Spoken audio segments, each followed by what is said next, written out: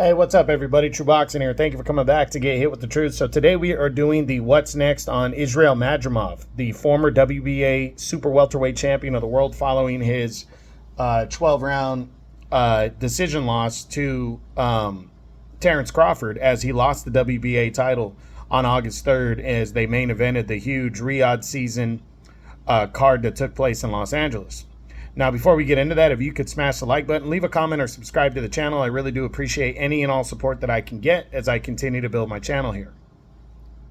So this fight, Madrimov, came in a big underdog and fought way better than most were expecting him to fight. I felt like he was going to put up a good fight, but I didn't think he was even going to put up as good a fight as he did, because there's a good chunk of people that thought he won the fight. I personally don't think he won. I thought Crawford outworked him. He did throw Crawford's timing off. His even Crawford said his head is not his head movement, his feints. Definitely his style threw Crawford off.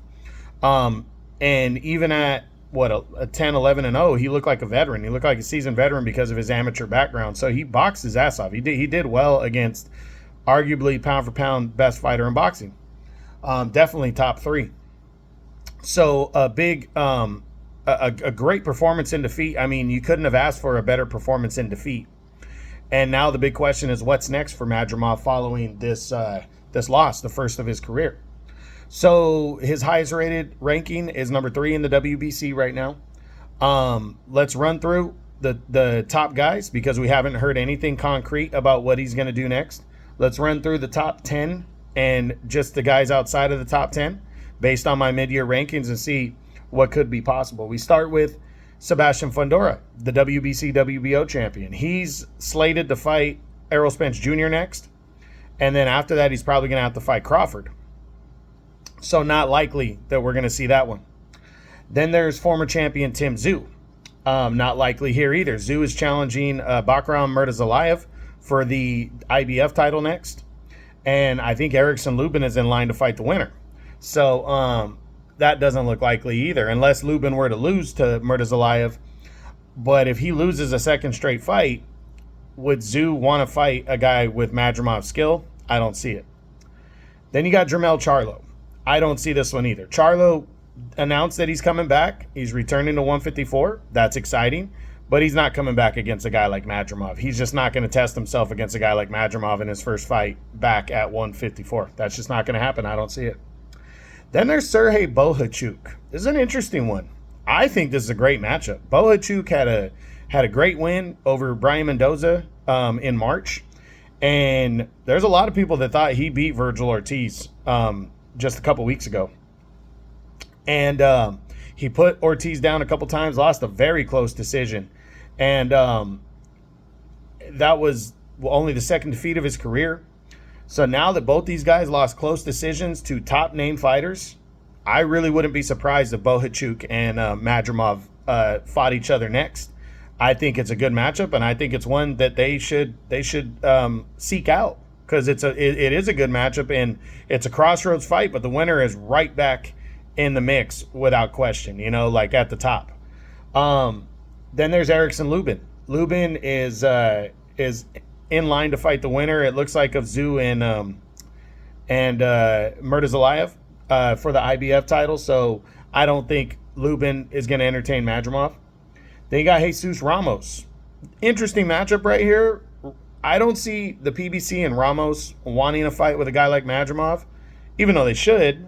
But Ramos, had the loss last year. He's had 1 or 2 wins since against lower level competition, though. Does he want to step it up against a guy with Madrimov's skill set? I'm leaning towards the less likely.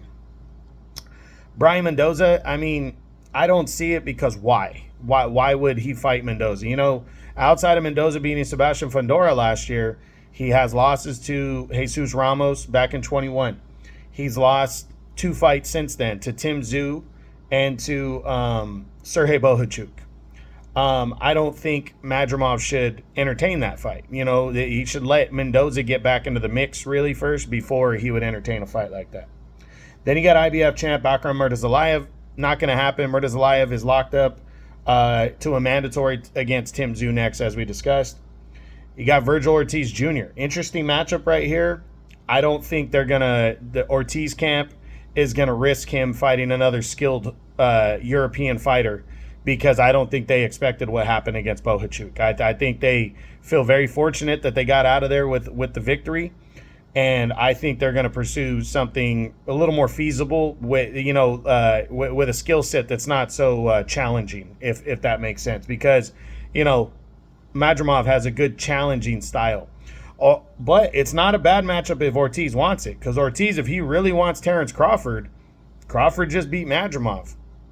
If Ortiz can go after Madrimov and beat him, he's right there in Crawford's face. So maybe, but I'm leaning towards the less likely. Other fighters, a rematch with Magomed Kurbanov, not going to happen. Michel Soro, a third time, I doubt it. Yoenis Telez, I don't see it. The top-ranked guys, Errol Spence Jr., he's fighting Fundora next, so it's not going to happen. Charles Conwell, interesting matchup, because Conwell's number 2 in the WBC right now. He's coming off a win, and Madrimov's number 3. So if these guys wanted to move their way up the WBC rankings even more, especially with Spence being number 1 and Crawford being right in that mix, this is an interesting one. Then you got a boss, Barao, who's the WBA's number 2 contender. Well, he's number 1 now that it's updated. That's an interesting matchup. You got Xander. I don't see it, though. You got Xander Zayas. Would be a good one, but I don't think Top Rank's going to risk Zayas against Madrimov.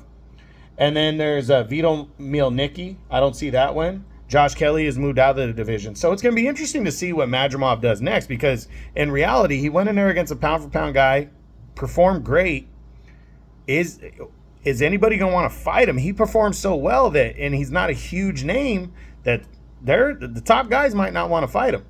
Another option I want to throw out there is a showdown with Jerome Boots Ennis, because Boots wants to make an impact at 154. Now, will he go straight after Madrimov? The only reason I think he might is because they're both promoted by DAZN and Matchroom. And I think that's an interesting matchup, because the IBF is actually forcing Boots to fight, what's that fucker's name? Karen Chukada, whatever, in a rematch. And that dude ran from Boots the whole fight the first time. So it's really kind of a waste of time for Boots. And there's not really a lot of guys that want to fight Boots at 147 anyways. And everybody knows he's going to be a threat at 154 at some point anyways. Why not move up now? So I do think it's an outside possibility, but not likely. So the most realistic possibility, in my opinion, that I see is a showdown with Sergey Bohachuk. After that, it's Virgil Ortiz or potentially Jerome Boots Ennis. But we're going to see. It's going to be interesting, and we're going to see what happens. So that's it. That's what I got. That's my what's next on former WBA Super Welterweight Champion of the world, Israil Madrimov, following his loss to Terence Crawford, where he lost the WBA title. Hope you enjoyed the video. If you did, smash the like button, leave a comment, or subscribe to the channel. I appreciate any and all support. This is True Boxing. You've been hit with the truth.